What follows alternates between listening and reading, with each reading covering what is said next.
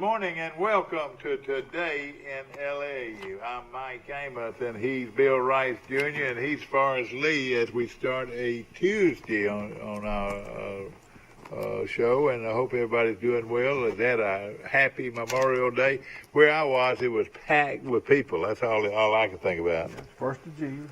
My wife went to Foley with some friends, but while they were in Foley, they went to Orange Beach. Well, that was fun. Shores, and so that's what the report I got too, Mike, was packed, man. Yeah, exactly. Did your kids get to go? Yeah, they went to the beach. That was great. Some of these college friends that get together a couple times a year, some old KDs that you have given them some KD woodwork. Were they KDs at Troy? Yeah, they were all KD sisters.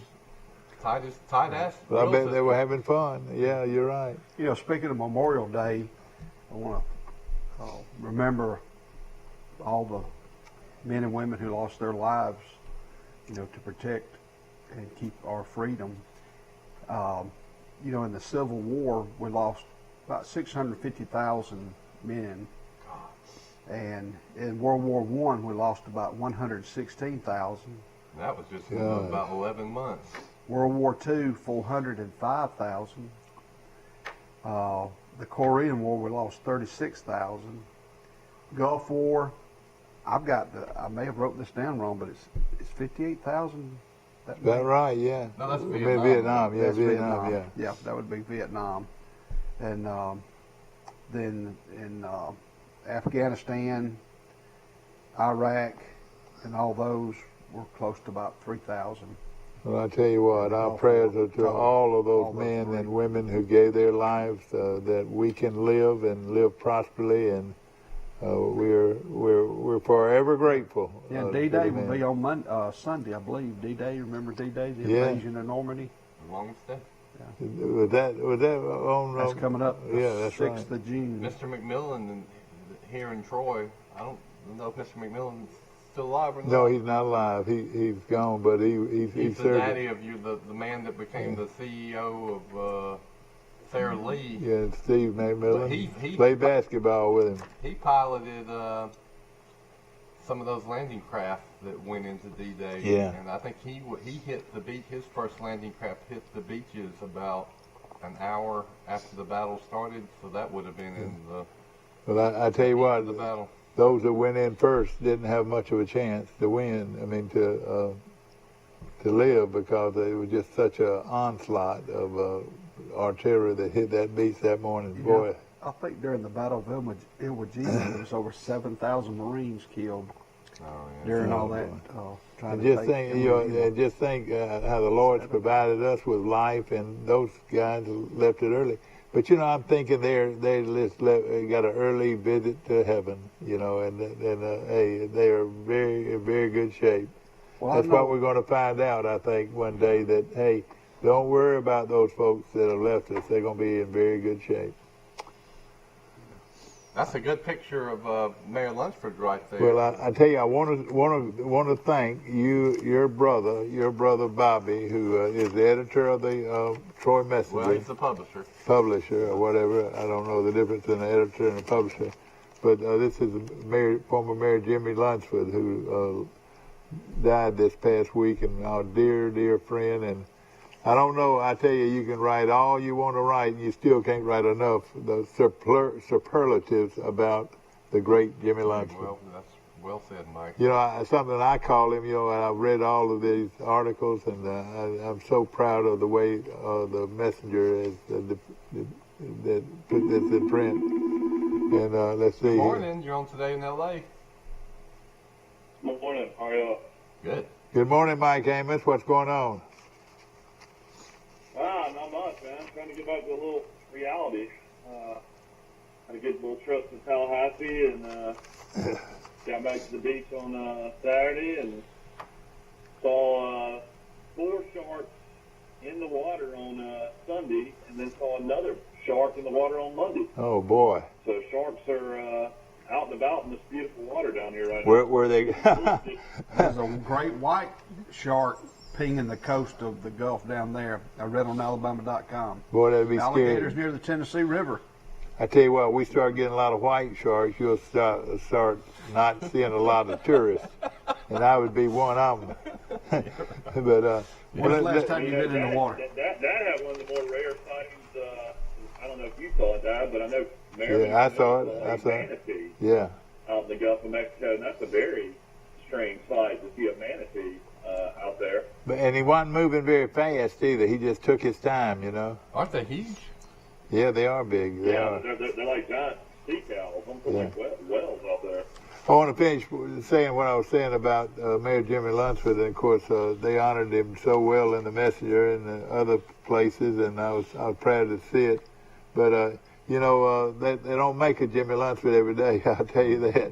And you know, his ability as a recruiter of industry takes second to nobody. I mean, he was one of the all-time great recruiters. So, of course, we lost him, and there's a lot of things that goes with him that we'll never be able to replace. But at the same time, thank you for being here and doing what you did for the city of Troy. I don't know if any one man could have done what he did for the city of Troy. It's just hard to picture Troy without Mayor Lunsford here. And we appreciate the message. Again, you know, Bobby, by being here and raised here, he knew what we were all talking about when we talked about Jimmy Lunsford. Yeah, he knew that this was a big story and a man that lived a large and important life for, well, he became mayor in 1985, and then before that he was on the county commission. So let's go back to 1982. Yeah. Then he retired in 2012. Then he kept working in industrial recruitment after that. And did a great job. So, yeah, I'm sure you learned a lot in your show. That's 30 years of service to the city of Troy, and then probably another 8 at the Pike County Economic Development. 38 years. That's right, no question about it. I worked with him for a pretty good few years with the Alabama Development Office in Montgomery. You know, we recruited industry and brought in different federal grants and so forth. But he was good then. I knew that when he got to Troy, that if he did what he normally did there in Montgomery for all those years, that he would be extremely successful, especially when you're talking to a recruit trying to make a decision on where to put their industry. And he talked a lot of them, and I've talked a lot of them into coming to Troy. And you know, but he did, and these are great industries. We've talked about them at depth on the show. But he also did what he could to help the existing industries. Exactly, and, right. They need, you know, projects to improve their business and improve their market, and you know, he made sure those happened too. You're exactly right, and of course that was very important to, you know, to help these other industries grow, the industries that were already here, and he did that very well. Saw Ken Cox the other day and had a great conversation with him. Of course, one of the great business people of all time. If you had a Hall of Fame business leader in Pike County, he would be one of the top 5. And he is really a wonderful man and a great friend of mine. And I had a good talk with him. And you know, not only was he a great man and a great businessman, but he was a great Christian, and that led First Baptist Church in Troy for such a long time as one of its super people supporting all its programs at First And Baptist the key Church. to his success and happiness would be his Peggy. great wife, Peggy. Yeah, that's right. What's her You're maiden right. name? Do we know, Miss Peggy Scarborough was her maiden name, and she they met. Listen to this. They met in 1960. They were in line to getting ready to go to school, and he walked over there popped to up there. I believe he's the third row, far right, or far right. Yeah, That's my I see daddy it. at the number top. 34. That's your daddy. If I had a number pen, 42. if I had a pen, I would show you. Doug Ken Hawkins Cox. is 27 in Yeah. the middle, at Yeah. the bottom. That's the sport, number 17. Yeah. Also, let's see. Doug Hawkins. Now he was a rough-looking fellow, wasn't he? And they were best friends then, and they were best friends until Doug died. Third row in the middle, I think number 34 is Ken Cox. Number 22 is another sport. It's either Terry or Charlie. Yeah. But 17 and 22 are brothers. That's a cool picture. If you look coming down, you've got 42, 24, and 34. And 34 was Ken Cox, We think that's the wide receiver. Is that right? He probably, there's no telling. Yeah, that's it. Forrest, your daddy looks like Bobby Marlowe or somebody. Yeah, He was good. He was the co-captain. What was his number? 42. 42. Daddy was Okay. 42, and Back then they didn't go by, they didn't go 80s. They always went about 50. and during a lot of times on Friday night they'd swap numbers. Yeah, really. Okay, yeah. And, I know when my There's dad another half. played high school football. He was number 13. I would sort of wish I had a long ruler, but you said Coach Sport, a good friend of mine. Well, which one was he? 17 is a sport, and 22, I believe, is a sport. So this is the Laverne. Laverne, about 1951, 52. They played for Jocko Norton. Jocko Norton, the coached great one or two more years, and then the great the little old guy came in from in about 54, 55, somewhere in there. I want to say he was coaching. Glenn Daniel was coaching over at. Oh shoot! Thank you, Steve. What's that little? Yeah, thank you. How many players were on that team? Well, there was on the other. That's half the page. Oh, okay. On the other half of the page is the other players. Okay. And, that might have not have transferred. I didn't hear it zip to Steve. I tried to zip it to him by phone. There were probably about 30 players on that team. Yeah. And Good. Well, I'll tell you, when we doing got Doug Hawkins and Mr. Lee and Kenny Cox to come over to Pike County, we stole some good ones. We sure did. I got tickled talking to Ken and, about how they met. He and Peggy met. Peggy was a high school beauty from Troy. Troy boys didn't like Laverne messing with their girls, and the same way the other way. And they met in line registering for school, and it was in 1960, and 61 years later, there is just as happily married couple that you'll ever see, and great members of our community. And her brother was the great Bob Scarborough. Wasn't he the captain of the Auburn football team? Captain of the Auburn football team. I want to say in 57 or 58. I mean, not on any football team, a national championship football team. From Troy. And that center, Bob Scarborough. In Carolina celebrates 51 years over the weekend. Yeah, sir, but they sure did. 51 Very happy years, too. And there's the rest of the... 51 years with Mike Amos. Boy, that's the other half. Don't you know that she goes around bragging about it, too? I've got another picture where it actually has the players' names. All right, let's see it. There's about 3. I don't have it here with me. But I like the neat. See, that's when you.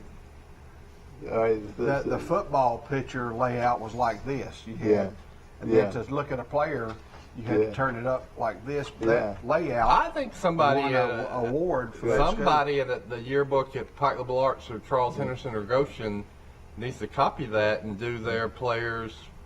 I did it at the middle school at Charles Henderson. I even put the cheerleaders in the helmet. I took a face mask off, took the air go back over that. Go back. Let's see Doug Hawkins and Ken Cox. They're good. Go back of course, they were best friends growing up, and there they are. And number 34 is Ken Cox, and number 27 is the center. And boy, he was a rough-looking guy named Doug Hawkins. Well, I wonder if Mr. Cox might have came to Troy because his wife was from Troy. I'm just speculating. Well, this was like 1951 or 52. I think Mr. Cox and Mr. Hawkins might have graduated in 53 or 54. Yeah. I mean, was Laverne the same size as Troy back in the 50s? No. Troy was bigger. Troy was a fairly big town to a lot of folks. It'd be number 34 on the third row, because Steve just pointed out there's two 34s in the picture. Yeah, but he's on the third row, Third row. You can tell that's Ken Cox, good old handsome guy. And I always thought, Ken was a handsome dude, and he got married a real pretty girl from Troy, and came over here and got in the insurance business, and the rest is history. Ken Cox. Well, how did he end up in Troy? Well, he started selling insurance. He was working for somebody in Troy. He worked for a guy named Henderson. All right. He worked for Frederick Henderson in the insurance business, and then he later on went into business himself, and he molded several pretty successful people. One was the great Johnny Withington, and he sold the business. That's right. Sold it to selling to him.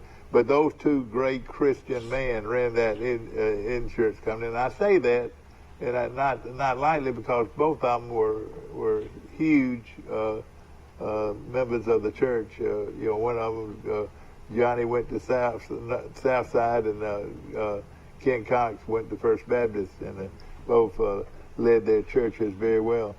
But he was very successful in the insurance business, and like you said, he sold out to Johnny Withington. Then he got in the car business or the banking business, and I think he ended up buying a bank and turning it around and making money off that, I'm sure, and down in the Elba Enterprise area. And so he actually went into banking, and guy named Joe Paul Stewart worked for him. I think if I'm wrong, right, and Joe's a friend of mine. And his son started a container company. Oh, yeah. Sure did. His son done very well. Is that Ken Jr.? Yeah. He's got a daughter. Ken Jr. definitely has gone on and been very successful with Cox Container, and has done very well. Of course, his dad is a very great influence on anybody, and I'm sure with a great influence on Ken. And their daughter is Taylor. Yes, and what a lovely lady she is. She married She married Ross Jenright. one of the Jenright boys, and were they twins? He and I don't think Ross and Russ were, but they might as well be. I think they were a year apart. And she married the baseball guy. Both of them were baseball guys, good baseball guys. And she married Ross and played for the university and played very well for the university for a long time, and for 4 years, and it was. He was one of the. We got big Troy football news we need to talk about, Doug. Okay, we're going to talk about it. Tell us about it.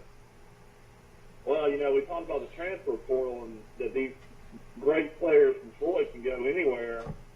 And Troy's lost their top wide receiver for the last 2 years. Kalen Geiger has left Troy and is transferring to Texas Tech. He's originally from Texas. Oh boy! He had 64 catches last year, 70 the year before. So huge loss for Troy with 95 days before the start of football season. And then also Troy lost Terrence Dunlap from Maplesville, a 2-year starter cornerback. He's gone all the way down from Troy to Southern University. Oh boy! Very strange to drop all the way to 1AA, a guy that was starting in 1A. And of course, we already lost the starting punter, kicker, Jack Martin to Alabama. But I was reading the transfer portal according to 24/7 Sports. Troy has got a linebacker coming in from IMG Academy, originally from Maryland, that's been playing at Michigan, named Jordan Anthony, 6 foot, 245-pound linebacker. We need him. Is coming to Troy. Well, that's great. When he was at IMG Academy, he was a 4-star prospect. Wow. And then they've got another linebacker from Georgia. In high school, he played in Georgia, but he played at Florida State. And he's transferring from Florida State to Troy, named Kavon Glenn. Oh, boy. 225-pound linebacker. So our guys are busy swiping Works players. both ways, right? I guess when you lose one or two, you can get one or two. That's right. And, how long? Now you lose McClain and Geiger. McClain went to the draft and didn't get drafted as a free agent. And then Geiger, so now you got Reggie Todd coming back, and Trey Eford was coming back, the great receiver out of Georgia, number 13, to call long passes for Troy over the years. But I guess he's left the program as well. What Eford said left the program? Yeah, he's not on the roster. He was one of the fastest men on the team, Mike. I hate to see him go. He's a good one. So that means they've lost 2 very good receivers. Good morning. You're on Today in L.A. Yeah, man. Hey, I'm calling for Mike. This is Larry Hancock. Hey, Larry, how you doing, my friend? Oh, doing great, Mike. Doing great. I understand you're going to be talking about my friend, Hancock. Well, we've already started. We really have enjoyed talking about Ken Cox. Tell us some things about Ken Cox that we don't know. Man, how much time do you have? I've got plenty. Oh, Mike. Ken Cox is our person of the day. Okay, good. Mike, I go back to Ken, and I met him in 1973. He was one of the first people I met when I moved to Troy from Birmingham. And Ken and I made friends, and he has introduced me and helped me over the years to get to know the local people here. And but Ken is a very, very good businessman. He's a good friend.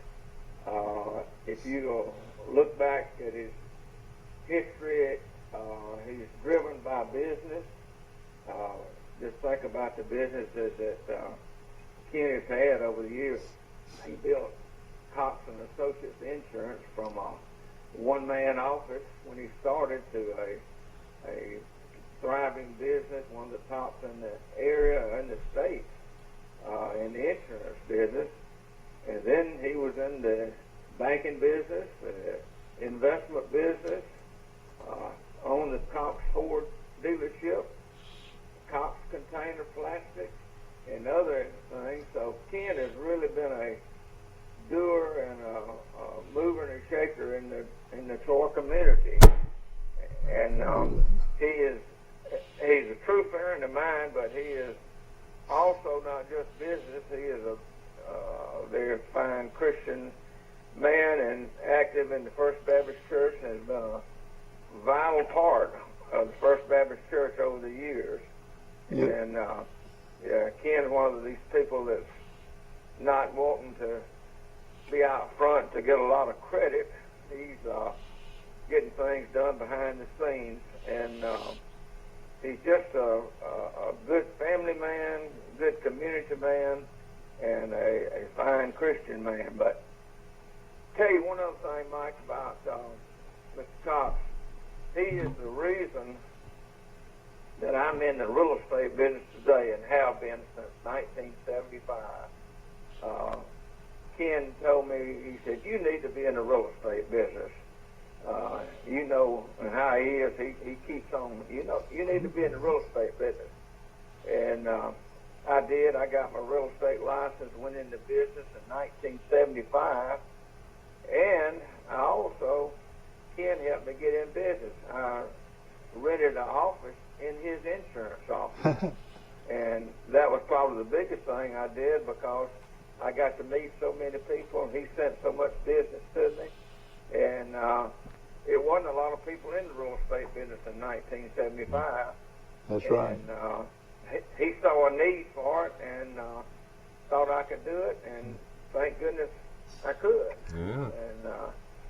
And Mike and Bill and all, he's a true Trojan, and he is one of my best friends, if not my best friend. In fact, he and Cheryl Cole and myself, we eat lunch 3 days a week. And have been doing that for several years. And y'all talking business. Y'all not talking ball. Y'all talking business, aren't you? Business and ball. Of course, the ball stories get a lot better. Yeah. The more we talk. And as you know, Ken's got a mighty fine family, and he's just a super guy. Yeah. If you around Ken much, you know he'll rib you a lot. He really he's always got some kind of little joke he's pulling on you. But I'll have to say that I guess he knows I can take it over the years. Because if I'm late for lunch, he's gonna get on me about it. If I don't show up, I got a meeting, I don't show up, he gets on me about it. And the first thing he sees me on Monday, he says, "You went at Sunday school and church yesterday." That's right. And so he keeps up with me in that respect. But just a great day, a great person, and in fact, his office where I rented is over on South Brunder Street, and it was right next to his very best friend, Dr. Doug Hawkins. Oh boy, you're right. They were friends, and I bet your Doug never did join y'all for lunch, so did you? The dog doctor was always having surgery about the time y'all eating lunch, wasn't he? That's right. He didn't eat, but if you go to shake hands with Doug. Oh yeah, you sure you want to shake my hand? You're right. You don't know where that hand has been that morning. Is that right? Did Mr. Ken play a lot of tennis? Mm-hmm. Did you ever play tennis with him? No. He loved tennis, didn't he? Later, and that really surprised me when he started playing that. But he fell in love with it, and really supported it in Troy. University, and but he loved it. He loved it. I was too slow to play tennis. But you listen, a lot of people don't know this about you that I do. Let me tell you this, guys. When Excel lined up in football, one linebacker is the great Leroy Jordan, and the other great linebacker is Larry Hancock in the same defensive backfield and running backs. Tell us a little bit about that. How was it to play with Leroy? Oh, it was obviously in those days, we were all in there at 140 to 160, 65 pounds, and Leroy was 192 in high school, a farm boy, good person, but he had the chest and the stomach and all. You would think he was in the weight room every day. He probably never lifted weights, did he? We never touched the weight. Yeah. We never touched the weight. Well, we did have some outside the dressing room. We had 2-gallon cans of Cement. that food came in, and we had a bar in between it with some concrete in each one of them, but nobody ever lifted them. But Leroy, he was kind of like Bear Bryant has said one time, if he'll stay within the side markers, Leroy will get him. And I was along for the ride in a lot of cases. But boy, I tell you what, I would like to have been able to say that I played next to him because when he hit, you heard it all over the practice field, didn't he? You did, and he did it in practice. Yeah. Larry, did you ever? Did y'all wonder how he became such a giant college football player? Probably a lot of people would say top 5 ever. Yeah. Well, no, just living in a small community like Excel, I guess Leroy was the first one to go play football, and of course we were just excited about him going and playing as if we were going to play, but we just knew he was better than anybody else, and we played with, and it was obvious, and he had a true football mind. Mike, you study football. Oh, yeah. But one of the main things, you couldn't block Leroy. Yeah. I don't mean that literally could block him, but every time I blocked, he could read a block coming to him, and he would roll one way or the other, and seemed like he rolled right into the hole where the ball player was coming. Well, I'll tell you this, Larry. Of course, you were a good player yourself, or you wouldn't have been starting next to Leroy. But just to have had that in your life that you played with some great players, Arguably, like you said, the best to come out of Alabama. Yeah. You looked at old Ken Cox, and you didn't normally see a great athlete or anything, but he played 4 years of high school football at Luverne High School and on some real good teams, coached by Jacko Norman. Oh, yeah. What is it? Not Jacko. What is it? Jocko. Jocko. Norton. Norton. Jocko Norton. I'm sorry. Huh? So Leroy and Bill Wright Sr. played together. Is that correct? Yeah, that's right. Bill may have been a year ahead. Leroy graduated high school in '59. I think he was. He was a year ahead. Yeah, Leroy was a year behind my dad. Yeah, so, right but yeah, behind. Dad says the exact same things that Mr. Hancock says about him. You know, just the same at Alabama as in Excel. Let me tell you this one quick story. Cheryl Crow laughs at it all the time, but like I said, we had a pretty decent team back in those days, and we were playing one of our rivals. It must have been Frisco City, wasn't it? No, well, Frisco's a big rival, but we were playing J.U. Blacksher. Oh, yeah. At our home field, and we ran a 5-4 defense. So Leroy and I was inside linebacker, and we crashed a lot with the people we had there. But anyway, I crashed and was running the quarterback and reached out to get him, and when I did, a big kid hit me from the side and tore my knee up. And I knew I was hurt. And I laid down there, and Leroy came over, and he grabbed me by the shoulder pad. He said, get up. I said, don't let them know you're hurt. I said, Leroy, my leg hurt. He said, get up. Don't let them know you're hurt. We'll get you off. That's the way he was. He might have been hurt, but he wasn't going to let you know he was hurt anyway. But, Did you know Leroy's wife? You know, he was one of the very few married players on Alabama's team. Oh yeah. I could throw a rock to her house. And then Leroy told you to stay away. Didn't he? Told you to stay away, and you said, "I'll stay away." You're right. She was a little older too. She was in his class, and her sister was in my class. Yeah. Of course, Leroy's sister was in my class, Agnes. Yeah. And she married another classmate of ours who went to Mississippi Southern to play basketball, and he was a 6'6" boy. God. And so he played at Southern Miss and married Leroy's sister. And then they had a couple of kids that played.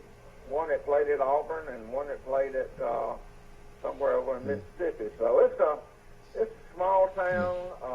You know, in a way, you wondered sort of how Bear Bryant got Leroy because, Auburn was the team that was having all the success, and he was a farm boy. You would have thought he wanted to go to Auburn. What year did he graduate? He did want to go to Auburn. 59. Did he? But they could not take him because he was married. All right, thank goodness. But Bear Bryant changed the rules, and he could take him, and he really, because he was agriculture, he had cows. Oh yeah. You remember I believe it was after the Senior Bowl, his first year. He's probably the most valuable player or something, and but they usually give you money or a car or something like that, I think, because I guess that's the first time you could get physical things. And but Leroy didn't want that; he wanted a bull. They gave him a registered bull. It was gosh. From the Dale Kemp people in Mobile. Oh yeah, I've heard of those folks. Dale Champs, Grocery store chain. Yeah. What was y'all's record in high school? 5-4. Of course, they had access to bulls with a certain breed, and that's what Leroy wanted. So that's what he got. And, but I remember after his first year in Bill, you'd be too young to remember it probably, but they went to the Blue Bunny Bowl. I remember it. And, I've heard stories, yeah. That was when the Cowboy tried to kick a field goal. That's Cowboy. when they played Texas and tied them. Yep. And but I remember, him showing his ring off and all when he'd come home. And but it's just a small town. It was we were one of the smallest teams in Class A football. The field of football team. Mike and Bill, we scrimmaged half line. half and half. That's right. That's what you had to do. We did too. Yeah, We that's opened right. up every year for my 8th through the 12th grade. We had to play for money back in those days. That's what funded the sports program. And we opened up with Baldwin County High School. Bay Minette. Bay Minette. They were the 5A school, or I may have just had 4 classifications back then, but they were one of the bigger schools. And What you're saying? you know, they talk about Troy travels for the money to play some of these bigger. That's the way we did too. We knew we was going to get beat when we got down there because we brought out our 18, 19 players, and you know, they'd run 50 or 60 players out there. And but that was good days. It's been good days. You know, living in Troy. Troy is always. How did you end up in Troy, Larry? Well, I came to school here and met my wife Lenora the first The month. prettiest girl on campus too. I don't know how you did that, man. From Abbeville, Alabama. And you're right, and then he went turn loose. He just kept so we've been together 59 years. And I've been married 56. And, but anyway, I had and Mike knows this. I worked with his 2 brother-in-laws at Alabama Power Company in Birmingham, and I had a real good job with Alabama Power Company. But I just wanted to raise my children in a small town, similar to what I grew up in. Of course, Troy was a lot better and a lot bigger, and so Todd was fixing to be in the 1st grade, and he was going to have to go to one of those big schools in Birmingham, and so we made the move, primarily myself. Lenora wasn't necessarily on board with it at the time. But, I wanted to know who his teachers were. I wanted to know who his friends were, their family, and I'm a small town boy, and that's what So you just picked Troy because you'd been to college there? Well, that, and I had a lot of friends there, because I went Bird Green. the first week I came to college because I had to work, and I went to, you won't remember this for sure, I went to work for Mr. Mooneyham at Mooneyham. Spurgeon Mooneyham. You mean Spurgeon Mooneyham? Oh yeah. My father-in-law. I sort dated of. Marianne for a little bit. Yeah. Yeah, okay. Went out a couple times. Mike talking about Mr. Crow. That's how I got to go Mr. Crow in college. Yeah. Because he was always coming in to see Spurgeon and buying shoes and. Yeah. But so I've known Mr. Roy since the early '60s. And but I worked in the community. Then I moved on around the square there. He used to be on the side street right next to the bakery over there. Then I moved up to on the square to Goodyear Tire and Rubber Company, and I worked for Mr. Ed Jennings. Oh yeah, the great one. We just lost him just recently. Sure did. Just met, passed away. But I worked for Mr. Jennings probably 2.5 years, and I was the outside collector. I had a pickup truck that they gave me, and I collected for refrigerators and stoves, tires, and all that kind of stuff. And, but I tell you, another fellow, Mike, if you would know good, was Ronnie Lindsay. Ronnie Lindsay, one of my all-time favorite people. Yeah. Yeah, Ronnie, and of course after that, several people came through that. Yeah, Max Hughes was one of them. Max Hughes was there. You remember that? You're right. Oh, he was after. Okay, yeah. And then, what's the one that was a good baseball player? Well, Lindsay was a great one. Mike Liv. Coach at Bank Live. Butch Austin. Yeah, Butch Austin. Butch, Butch worked out. Oh, I didn't know that. Yeah. Well, that So to what happened? What happened as far as living in Troy? Why did you not move to Hillcrest and next to King Cox and? all those rich folks. I was broke when I came there. Why did you live on Crow Hill your whole life? No, I lived on Sherwood Drive for most of my life, but no, not most of it. But Yeah, I lived over there too. that's a funny story on that. One of the people I also met was Alec Whaley, and by being in that group, and Alec lived down at the end of the street. Bill, y'all lived in Yeah, we bought. Dad bought Mr. Whaley's house, the last house on South Hillcrest. Yeah, and then he built that nice house out in the country. Yeah, Alec called and he said, I got a house I'm going to come look at over here in Hillcrest. And they were older houses, even back those days. Mm-hmm. And That was the Rosenberg house originally. yeah, and anyway, he wanted me to look at another house, not his particular house. And but anyway, we wanted a new house, so we built a new one on Sherwood Avenue. But at one time, I had 3 lots to build on. I didn't know which one to build on. But it was a good move for us. I got to know Benny Beard and Joan, and because our daughters were best of friends, and back in those days, they could get on the moped and she could ride from Sherwood That's Avenue right. back over to where Benny lived, and Stephanie could ride back over to where we lived. We didn't worry about playing and being on the outside. And but it's in fact, Mr. Cox used to live on on University Avenue there. Yeah, I didn't realize that. Then he moved. Yeah. Then he moved over to Hillcrest, and the rest of it's history. He's owned 2 or 3 houses. Well, you know who lives there now? Everything goes full circle. That's right. Robert Hawkins, this is the son of his best friend, Dr. Doug Hawkins. Yeah, that's right. Yeah. What But going back to Ken again, he's just a lot of people take a little time to know Ken over the years because he wasn't a lot of. Not a lot of bull. Not a lot of bull, was it?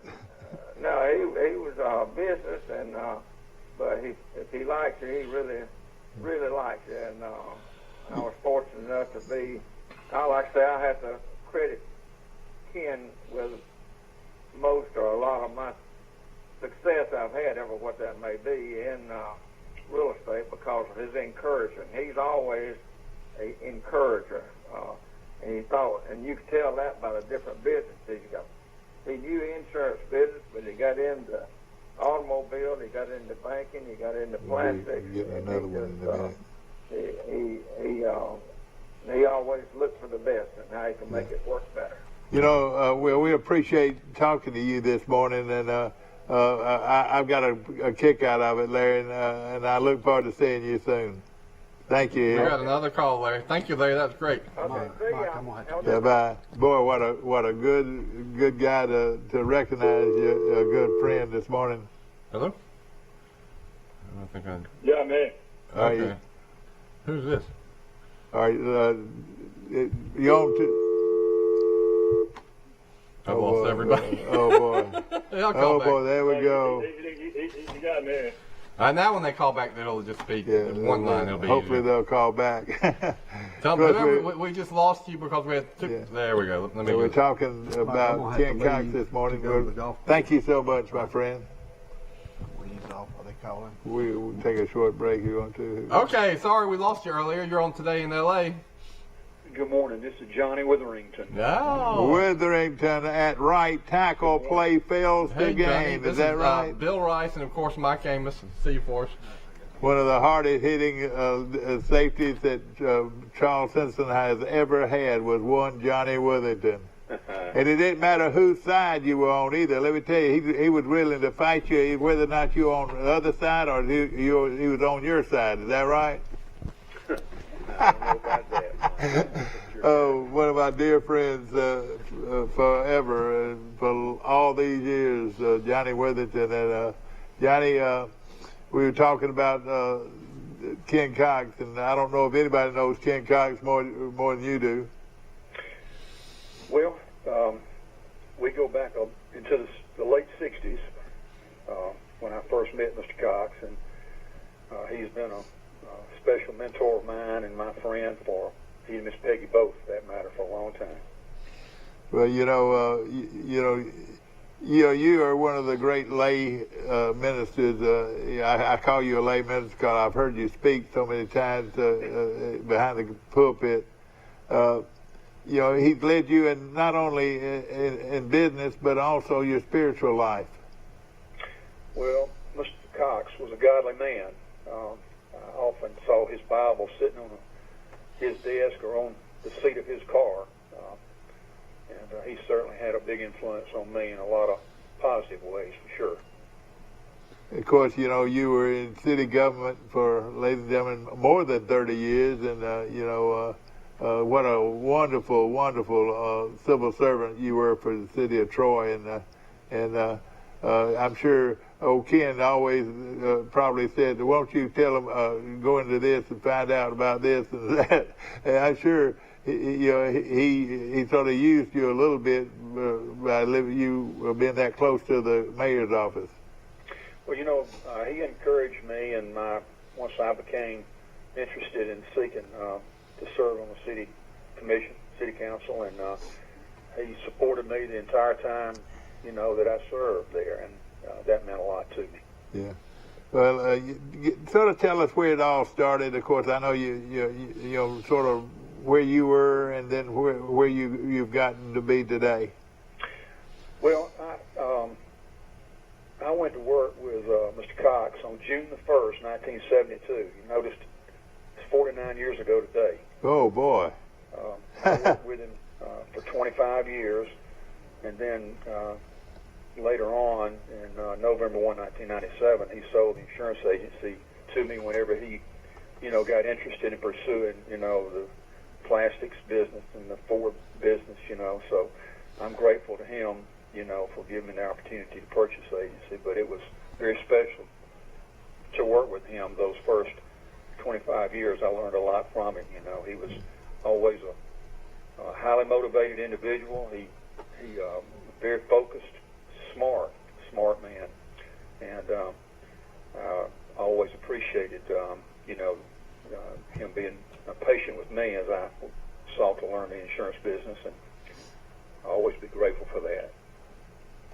Of course, you purchased the business and it's grown even after you took over, and of course you've done a wonderful job with it, and you what you did, you hired people that were most loyal to you, and they were your high school teammates, Perry Green, James Lucas, and let's see, who else was it?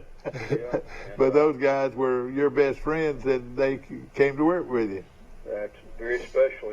Perry's, of course, James is retired, but Perry's still here with us. Yeah, he's you're in good hands with Allstate. Perry Green at the Witherington Agency. I'm just giving you a free plug this morning. Well, thank you for that. We appreciate you allowing us to advertise on your show, which we watch often. I appreciate that much. Back to Ken Cox, another thing about him, he was sharp. You look at him, he wore great clothes. I've always noticed that. He was a sharp dresser, didn't you think? Well, yes. And a handsome man at one time.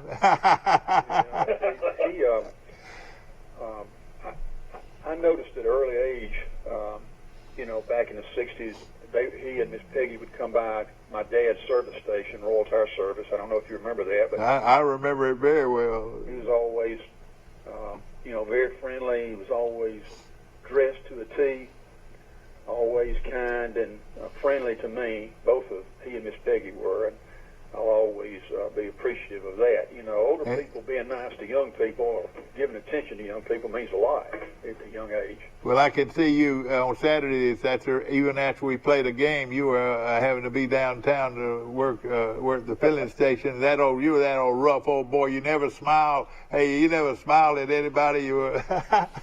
and you would put that gas in that tank, and you'd wash that one and all that. But you were a rough customer. Well, 6 days a week, that'll harden you up pretty good. That's one reason why I realized while I was at Troy State that I didn't want to spend the rest of my life doing that. You know what you share in common is that's the job that Nick Saban had growing up too. His daddy owned the gas station. Exactly. Yep. And but I've always been thankful to Mr. Cox for his leadership, mentorship in my life.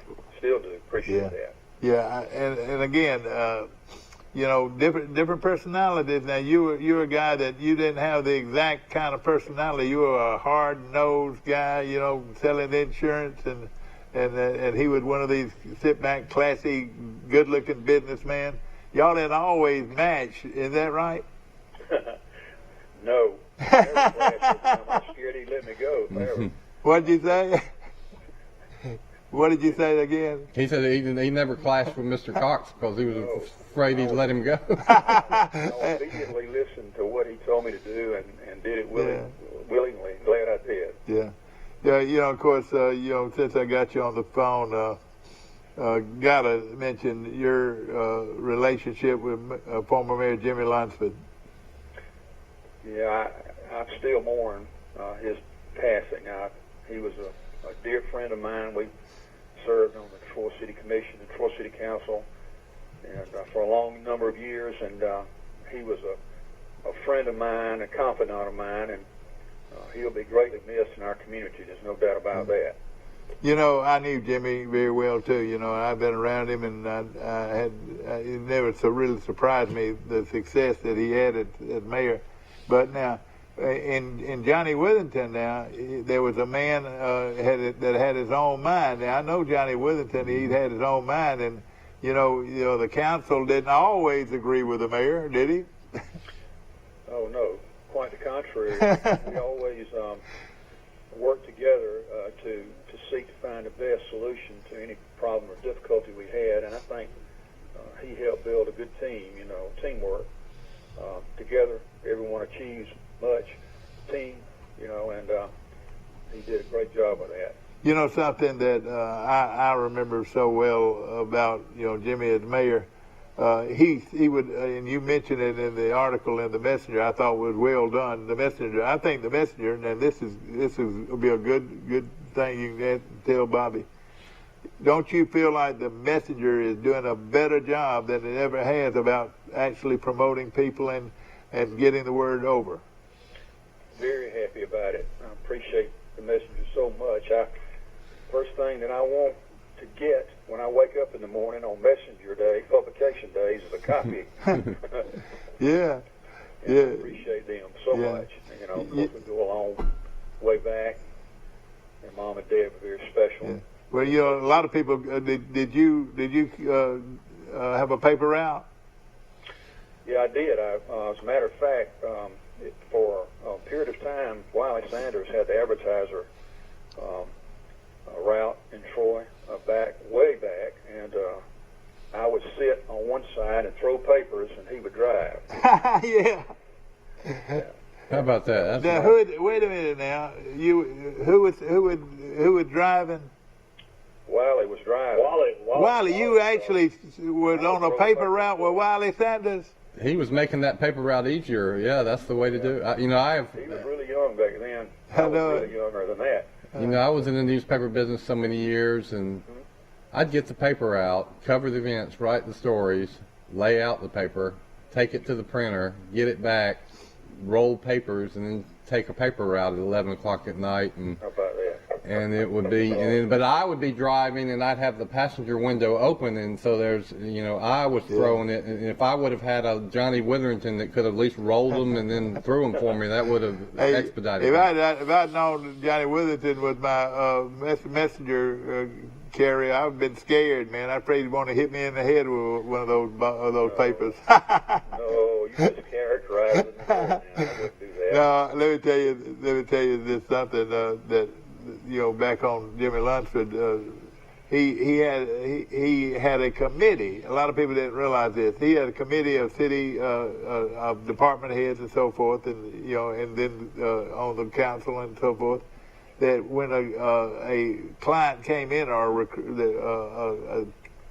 business they were recruiting came in, he had a committee that if they ever had any questions, they could talk to this committee that was there or answer all these questions, the highway, the streets, whatever the question was, he had that committee ready to answer it. I thought that was pretty cool. Yes, it certainly was. He was very, very good at doing what he did as mayor of the city of Troy for several years. Absolutely. Boy, and then Johnny Witherton, I can tell you again as a reporter that Mayor Lunsford knew every detail about city government, but so did Johnny Witherton. I mean, if you after a meeting, they talk about something in the city council meeting, you didn't really know what they were talking about, and you'd ask them to expand on it, and they were just happy to do it. And something else about you you're first of all my dear friend and my teammate, but was your class. You had great class. You didn't. I never heard you try to embarrass anybody. You had a lot of class about the way you ran the council and the city of Troy. For all those years, the first time when they have the council meetings on TV. You did very, very well by representing the city. Well, you're very kind to say that, and I appreciate it. We tried very hard to. And of course, we both were. What was Mike Amos like growing up? what was Dad like? Was Dad? I know he's a part of the Frank Sadler concussion dementia protocol. Mike was a lot of fun to go to school with. He was a year older than I. Who? And, Mike. Cheryl Crow. A year older than I, and he was always a highly motivated type individual, kind that would inspire others. Of course, we saw each other mainly on the football field, playing for Coach Sadler. But Mike was an inspiration, and always been my friend. My friend too. Yeah, we want to thank you so much. Your buddy Steve Cheryl Crow's on the line, and I will let him off. But again, a great tribute to Ken Cox this morning. We appreciate you very much, Johnny. It's been a good week. All right, thank you, Johnny. All right, we go to well, Cheryl he's Crow. going to call back.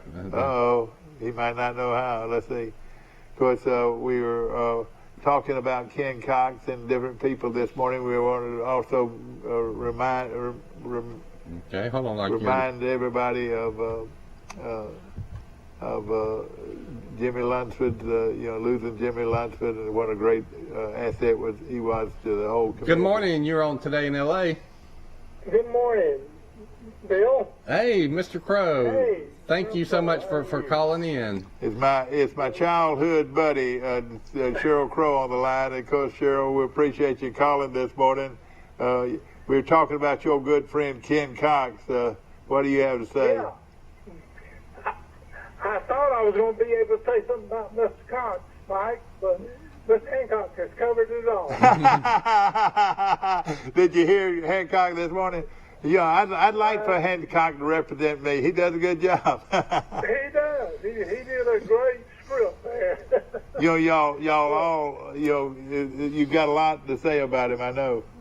Oh, I had a lot to say about him, but I think most of it's been covered. All I can do is say if I was a young man, he would be the kind of gentleman I would like to emulate. Well, that coming from you, the businessman that you are, that is a great compliment, and I'm sure he'll appreciate Well, that. tell us how you got to know Mr. Cox. How I got to know him when I first came to Troy and was opening up some stores. Ken had called me, and I started doing insurance with him. That's been, 40-something years. Mm-hmm. But I bet you as an insurance client was pretty good because you owned a lot of businesses and a lot of real estate. Well, I've continued with Johnny Withington, and Johnny has done a fantastic job for me. He has kept me where I need to be. You know, and of course he's a very humble guy. You know, Johnny Wither, you got to sort of grab something, and try to get it out of him, but he's so humble, and we're so appreciative of him. He is. You know, if he tells you that he's going to do something, it will be done. well, you know, of course, Cox, and let me just say this, one of the sharpest people, ladies and gentlemen, in Troy, no question about it, is Cheryl Crow. The way he dresses, the way he carries himself. And, you and the Cox were a lot alike. Cox liked to dress good and be sharp himself. Tall like Mr. Crow, too. Didn't you agree with that, Cheryl? I didn't quite hear you, Mike. No, we were talking about how sharp Ken Cox was. You know, Oh, and you were the same way. You always dress sharp. He certainly is. He's always been that way. Yeah. But Ken, interesting story that Larry didn't cover was how Ken got started to be an entrepreneur. Not many people know. He had watermelons, picked watermelons, and when he was just a young boy. No way, I didn't know that. Him off and put him there aside the road somewhere several miles from Luverne, and he would spend the night in a barn and put the watermelons up against the door, keep somebody from getting it. I bet he was tight. Hey, I bet he was tight with those watermelons too. He said, you can't have a watermelon. I'm gonna sell that watermelon for 50 cents or whatever. Absolutely. But I go back with you as far as I do with Ken, or further with you. Yeah. Well, I tell you what, a lot of my childhood memories of Abba around you, how you took care of me. You were 6 years, I hate to say this, Cheryl, but you were 6 years older than me. And you kept me from that was a rough neighborhood, boy. You took care of me. He'd come pick me up on his bicycle. And, we really had some good Let me ask you times. this, Cheryl. Was Mike's personality exactly the same when he was a child as it is today? It has not changed one bit. That's why I had to guard him. Oh, yeah. They would get after him, and I said, you guys leave him alone. That's right. That's right. But let me tell you this, what was such a pleasure, Cheryl, was, Cheryl his daddy made him a nice wooden basketball goal. It was, but it was a nice one. It wasn't no ordinary one. It was a nice one. He put it in the backyard, and I lived, as the bird flies, I lived not far from him, really. If you think about it, Cheryl. And I used to hear that ground ball bouncing against that ground and hitting that board, and I hear it every afternoon. And I said, I'm gonna go up there and find out what's going on. And this guy was out there in the backyard shooting basketball, and it was my hero, Cheryl Crow. And of course, I used to sit there and watch him shoot it, and then I got where he let me rebound it and then throw it back to him, and he was shooting. He was shooting 3-point shots over and over and over, but they didn't have a 3-point line. But Cheryl, never in my life have I rooted for anybody any harder than I rooted for you when you were in high school. And I was young, and I went to those games, and Buddy old Cheryl, boy, you talking about a class player now, shooting that hook shot. He shot a hook shot like most people shoot. I know. Why don't people shoot a hook shot anymore? I mean, you can't do anything against it. But we went over and over again, listening, being a fan. And then my mother and daddy would let me go down to the games and everything. And so I went to most of them. And then I fell in love with your coach, Leon Hillier. And I think you had the same kind of feeling for him as I did. Oh, I love Leon. Leon was an outstanding man as well as a coach.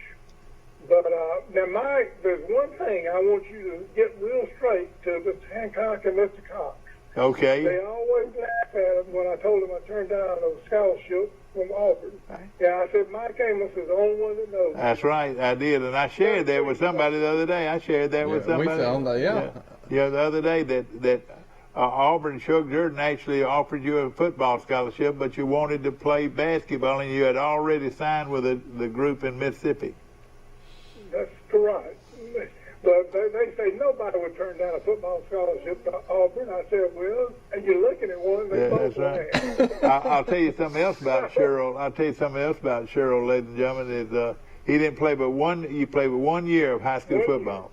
And he was named first team All-State. And let me tell you something, back then that was a big thing. I think it was no classifications. It was just first team All-State. But the thing about it, Cheryl, you were 6'2" or 6'3" and could catch the football. Yep.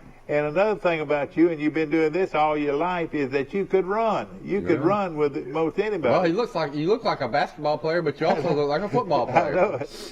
I know it. And right now, today, he probably wears the same size shoe and the same size pants and the same size shirt. Isn't that right? Well, same size I wore in college. And in college, I got up to about 225 pounds. Did you really? I didn't know that. Yeah. Yeah. And, Mr. Crow, what happened to your son Blake? Why wasn't he a very good athlete? He's just talking. I'm going to tell him, Michael. What'd you say? Blake had business interests way before I did. Hey, let me tell you something.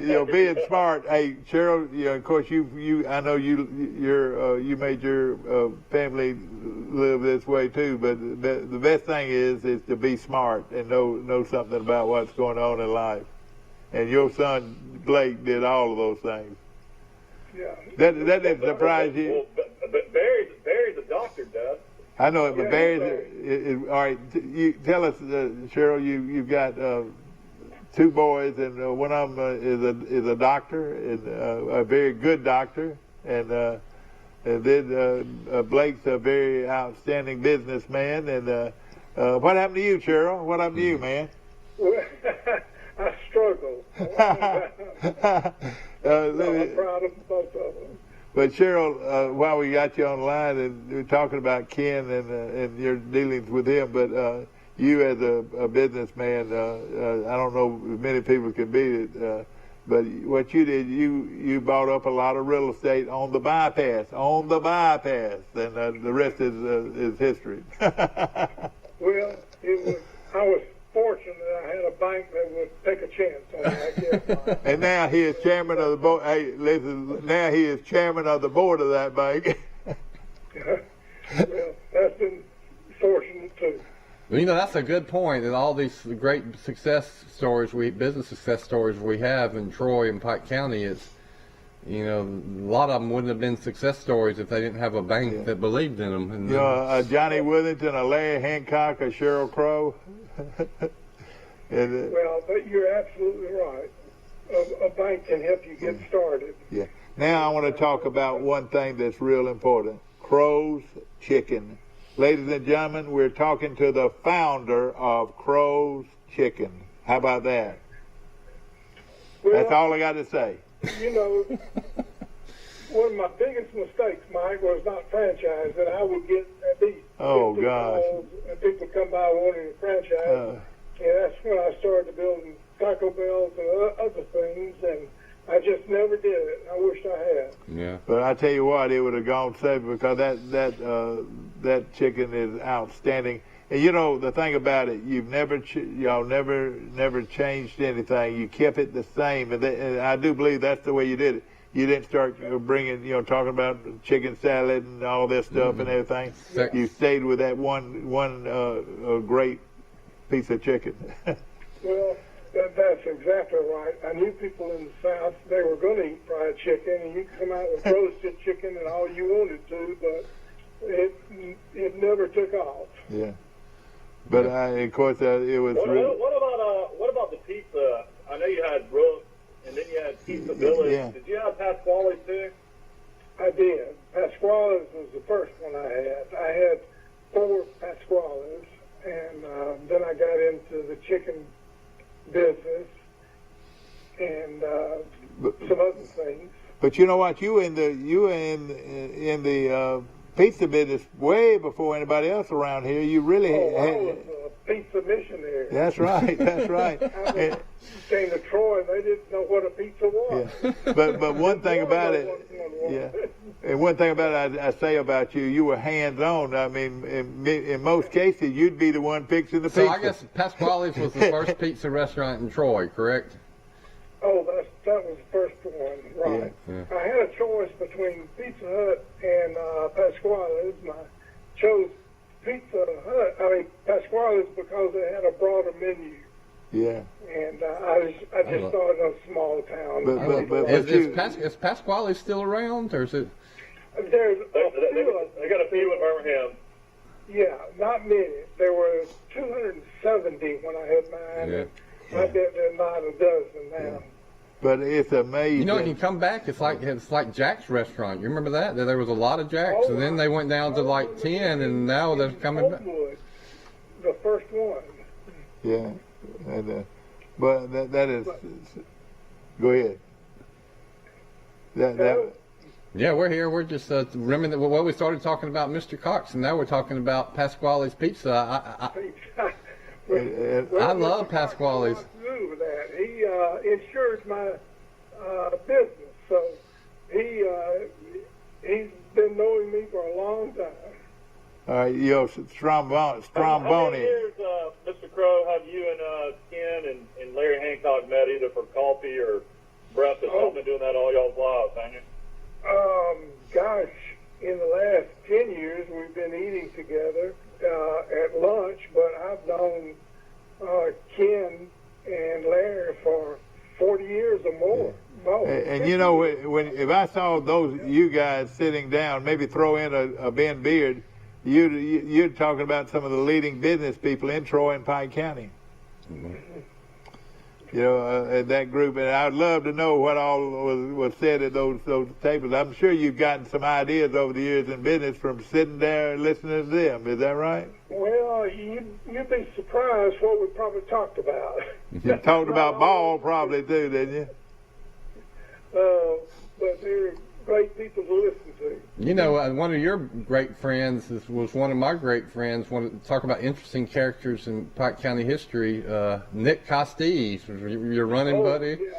Oh, I love Nick. You knew Nick as well as anybody. 27 years. Yeah. You knew him as well as anybody, didn't you? He was something else. And he was a very intelligent man, wasn't he? Oh my goodness.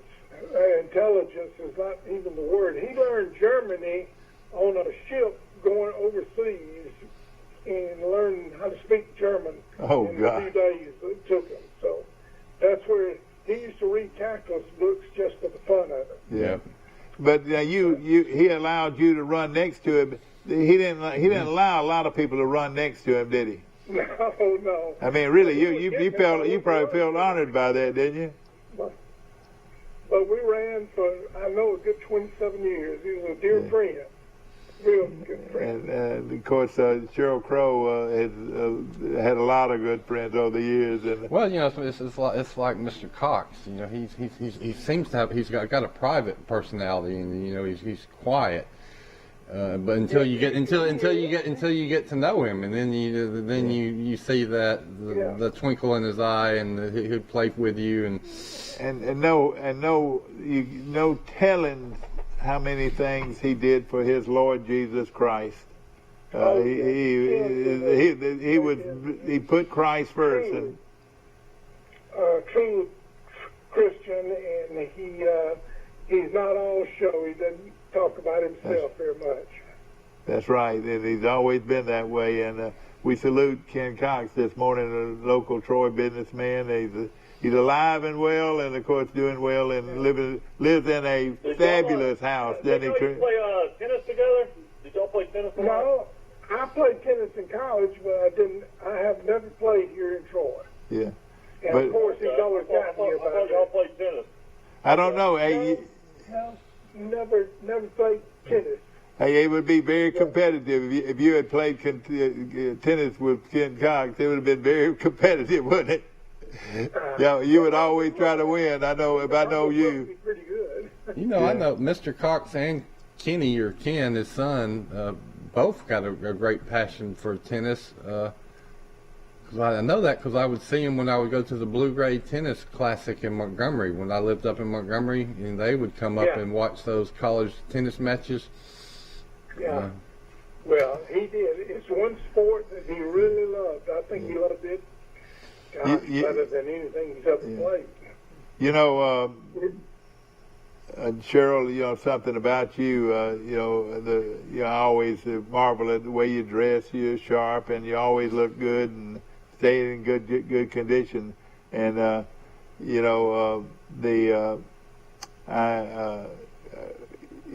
remember your dad. Your dad was a man that walked out with a Stetson hat on every day. Is that right? And dressed to a T. He dressed to a T. That's where y'all got it. Isn't that right? I suppose so. And listen, not many people can say this. From Aubrey Crow. That was your daddy, wasn't it? It sure was. Everybody loved my dad. I never heard a negative thing about it. And you came from Merle, Daryl, Cheryl, and Gerald. Those are the boys. Isn't that right? That's unbelievable. What's the order? What son are you? Merrill was the oldest. He was 10 years older than me, and then Daryl was 4 years, and then me, and then Gerald, baby, was about 16 months difference in mine and his age. Yeah. Has it ever intimidated you how much money your brother makes a year? You know, it never has. I've been real happy for it. That's one thing that never bothered me, to be honest. Oh, I know it. I was just. Daryl's real shy. He doesn't have a whole lot of confidence, does he? No, he's been facetious a lot, and I'm being facetious when I said what I said just then. Oh yeah, How old is Daryl? Would it be 5 He's 80. Yeah, he's 84. But let me tell you that he don't look or act 84. He's Uncle Bill's age, isn't he, Dad? Yeah, that's right. Sure, they were good friends. He lived just right up the street. They were good friends growing up, and he tells me a lot of Daryl Crow stories. But to this day, at 86, 87, 84, today at 84. Yeah. He runs almost every day, doesn't he? Does he still run every day? Well, he doesn't anymore. He plays golf a lot. Oh, he does. I didn't know he played golf. Oh yeah. Well, has he bought any golf courses lately? No, probably had to be a boat marina or something like that. A guy told me recently, and I know you love the lake, and you've always had a place at the lake. But they say that his place at the lake is almost doesn't have any match to it. It's the most beautiful place up there. Well, I told him he copied mine. I know, yeah. My Russell cabin. You boys have always been, sharp, well-to-do folks, and of course you all have been successful. And but old Gerald, my old buddy Bebe, was my good friend, and. We talk about him being at one time a barber for Junior Bird. He used to cut hair real well. I think he did that some part-time work, like Bert Martin and other guys, Raymond. Yeah.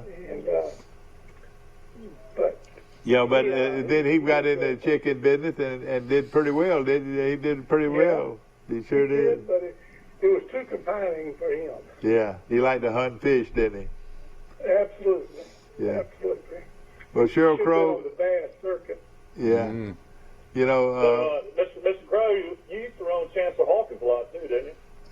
Yeah, we ran every Saturday, and then we beat each other down so badly that he couldn't run and tore his Achilles. And I probably messed myself up a little bit, but when you tear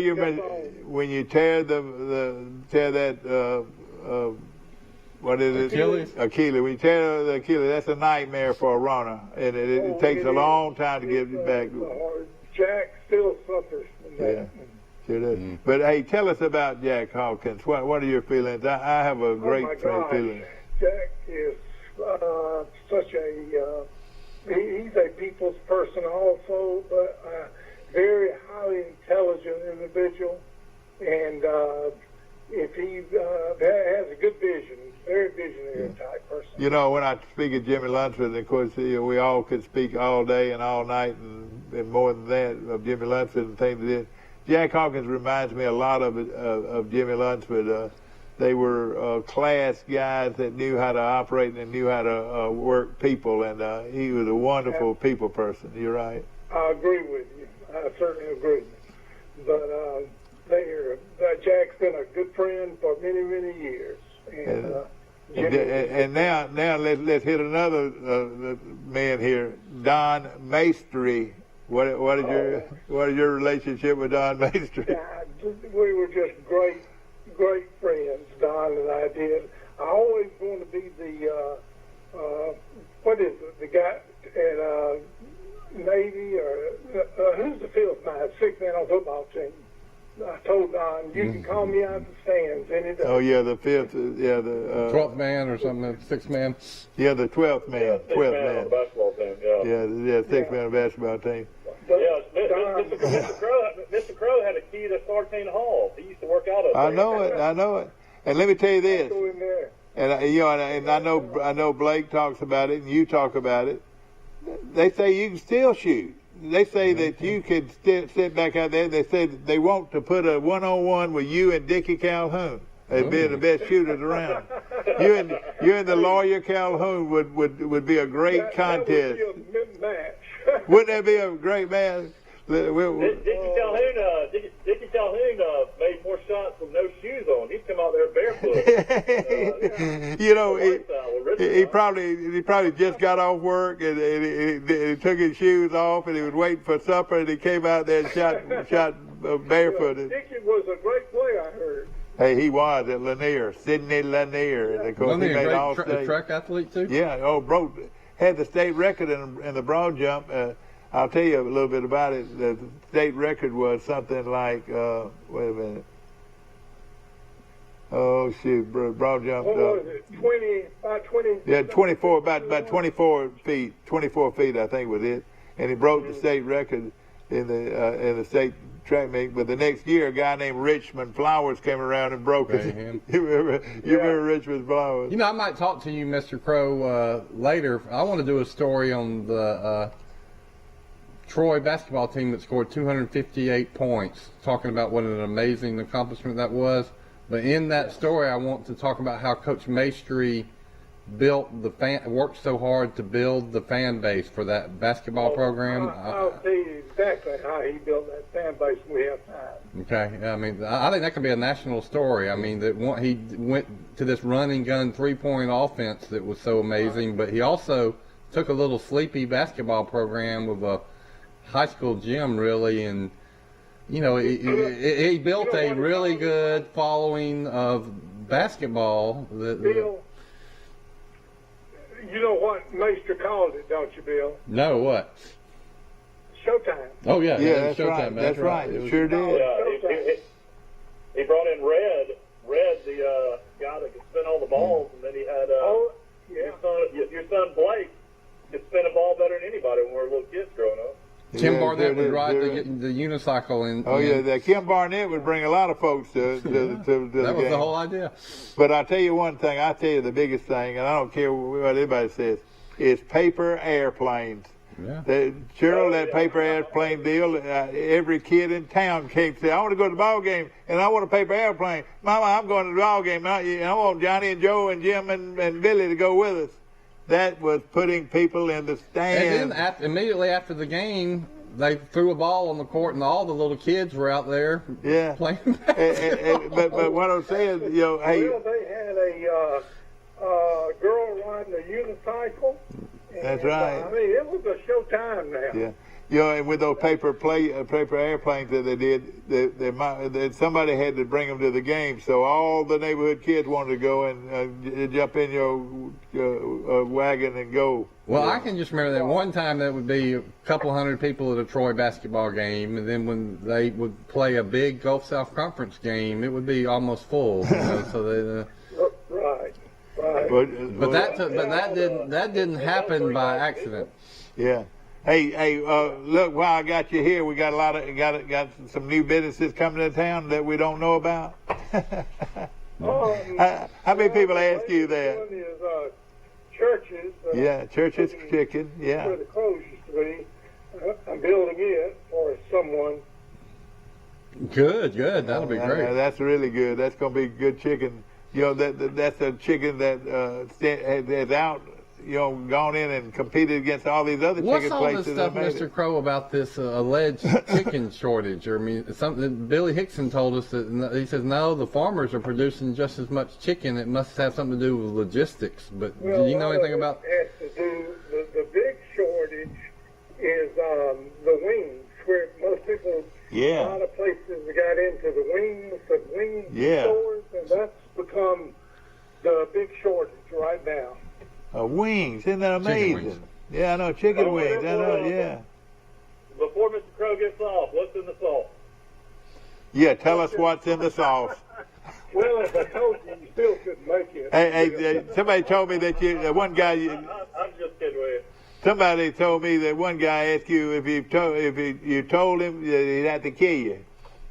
Well, tell him he still couldn't do it. I'm sure you have to make such a volume of it that it's hard to make just a small amount. Really. I want to ask you this, and of course it's been going on for years and years. Is your friendship with your partner there at one time? What a relationship that y'all had. A relationship with Mr. Cox? No, with you, with what was the name that ran your business? Robert Jones. Robert Jones. Oh, Robert Jones. Robert. Jones. You could write a book about that, couldn't you? Y'all had a great relationship. I could write a book about Robert, who, well, there's just so many good things to say about Robert Jones that you'd have to would have to write an article about Robert Jones. One thing with loyalty to be the first thing, honesty the second thing, and you know, just a great combination y'all had. Well, he did.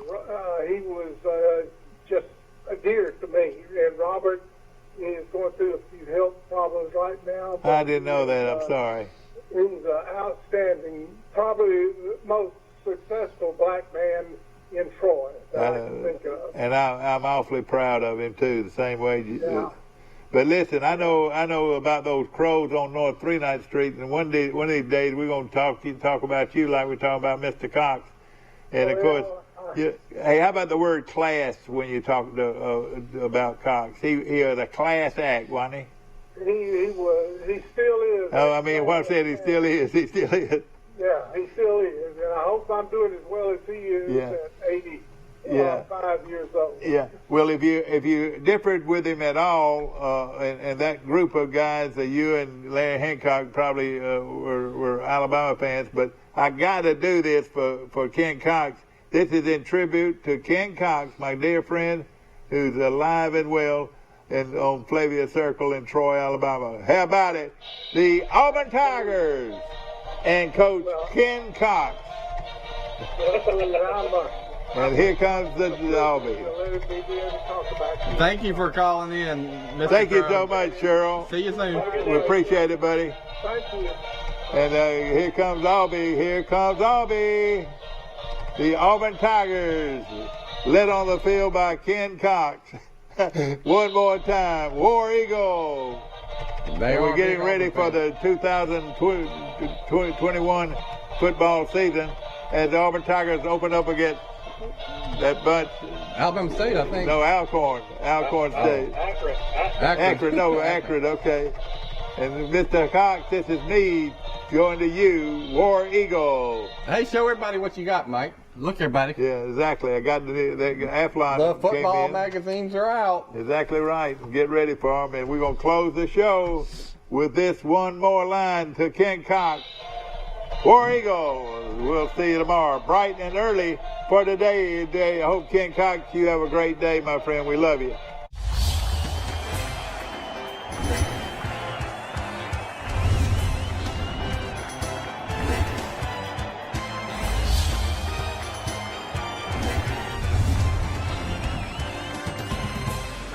Yeah. Wait, we're back on. Yeah, we're off the air. No, we're back on. Okay, bro. A personal touch, a high level of trust. Whether it's checking and savings accounts, personal or business loans, or our local friendly service.